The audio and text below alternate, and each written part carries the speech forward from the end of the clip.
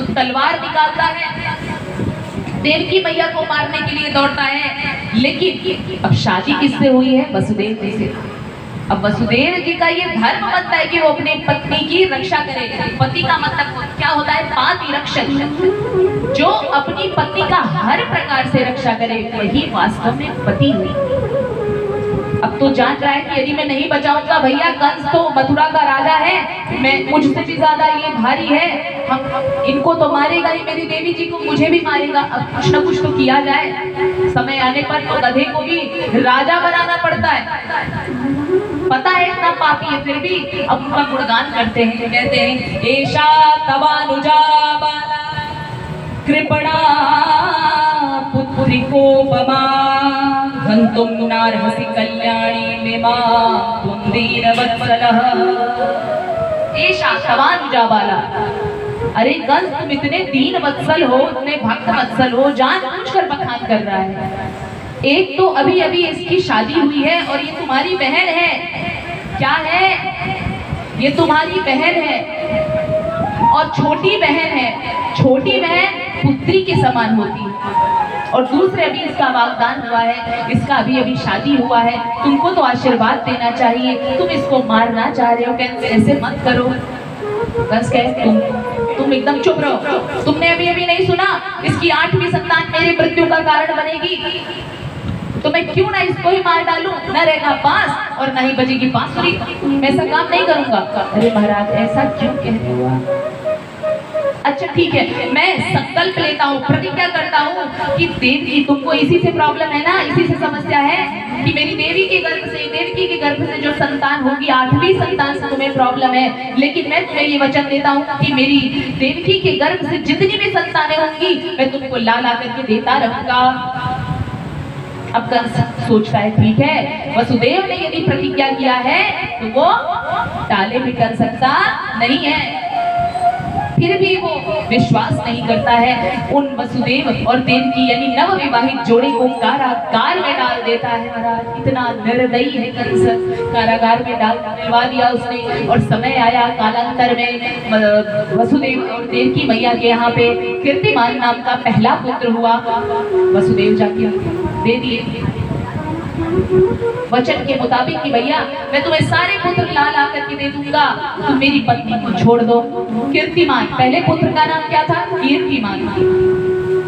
कीर्तिमान को ले जाकर के कंस को दे दिया। अब कंस ने सोचा अरे नहीं भाई वसुदेव, जान गए कि तुम प्रतिज्ञा के बड़े धनी हो, तुमने जो प्रतिज्ञा कर ली तोड़ी नहीं। लेकिन ठीक है, आकाशवाणी ये हुई थी कि देवकी के 8वीं संतान मेरी मृत्यु का कारण बनेगा, पहली संतान नहीं, तुम इसे ले जाओ। तब तक भैया वहां काम बिगाड़ने के लिए आ गए नारद जी, देवर्षि नारद जी।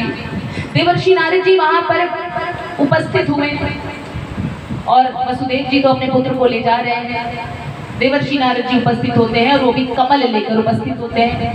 कंस बोलते हैं आइए आइए देवर्षि, क्योंकि देवर्षि भगवान का तो सभी इज्जत करते थे, चाहे दानव चाहे मानव सभी। तो उनको प्रणाम नमस्कार किया। कहे महाराज ये देखो कमल। कहे कमल क्यों दिखा रहे हो मुझे? कहे दिखा रहा हूँ, आपके काम की चीज है ये। कमल का वृक्ष जो पुष्प होता है वो कैसे होता है? ऐसे ही होता है ना। अब कमल की कोई पंखुड़ी, कहे ना आप कमल है ये है, और बताओ इसमें से कौन सी आखिरी पंखुड़ी है और कौन सी पहली? कह रहा है कि महाराज ये तो कैसे पता चलेगा? जहां से शुरुआत गिनेगा पंखुड़ी 1 2 3 4, फिर अगर यहाँ से शुरुआत करेगा तो ये पहली, यहाँ से शुरुआत करेगा तो ये पहली, कौन सी आखिरी कौन सी पहली पंखुड़ी ये तो पता चलने वाला है नहीं महाराज। तो बोले बस यही तो समझाने आया हूँ कि कौन सा पुत्र 8वां बन जाए और पहला पुत्र 8वां और 8वां पुत्र पहला बन गया तो कहीं ये 8वीं संतान पहली संतान हो गई, तब तुम क्या करोगे? बस महाराज धन्य हो आप। अब देवर्षि नारद के पाप को बढ़ाने के लिए आए हैं। यदि पाप ज्यादा बढ़ेगा तभी तो भगवान आएंगे। तो फिर कंस ने तुरंत बुलवा लिया अपने अनुचरों से, अरे लाओ लाओ उसको लाया जाए। कीर्तिमान को पटक दिया, उसको मार डाला कंस ने। बोलिए भक्तवत्सल भगवान की जय। क्योंकि मूर्ख और जो शख्स होता है दूसरों के फूंकने से ही बचता है। कई ऐसे लोग हैं, कई माताएं ऐसी हैं जिनके कान भर दिए जाए तो वो जाके भैया ढिंडोरा पीट देती हैं, अपने घर में महाभारत मचा देती हैं।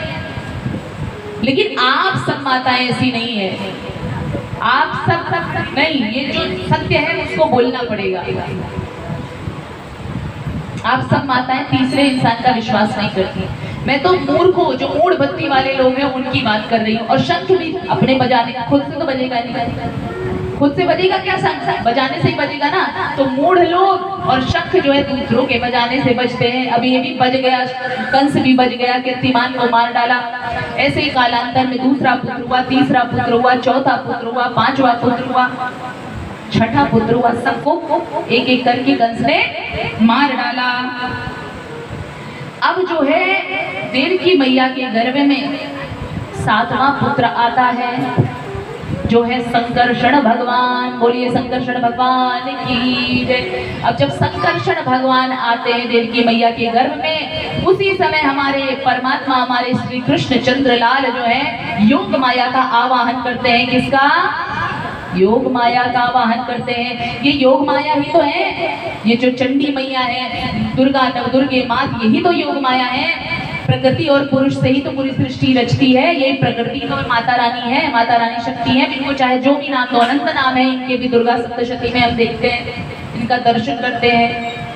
तो अब योग माया का आवाहन करते हैं कृष्ण भगवान और कहते हैं कि हे देवी, देवकी मैया के भीतर जो अब सातवीं संतान आ रही है, जो मेरा कौन सा रूप आ रहा है? शेषावतार संकर्षण भगवान का रूप आएगा मैया के गर्भ में।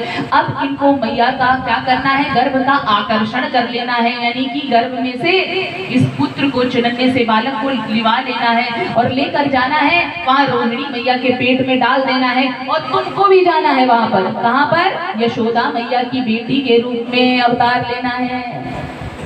तो कहती ठीक है भाई, ठीक है भगवान, जैसी आपकी आज्ञा। भगवान कहते हैं देवी, मैं भी उसके बाद तुम दोनों का अवतार हो जाएगा, उसके बाद मैं भी यहाँ पर वसुदेव देव जी के यहाँ पर पैदा होऊंगा, यानी कारागार में ही पैदा हो जाऊंगा। कहती है ठीक है भगवान, जैसी आपकी आज्ञा। बोलिए भक्तवत्सल भगवान की जय। अब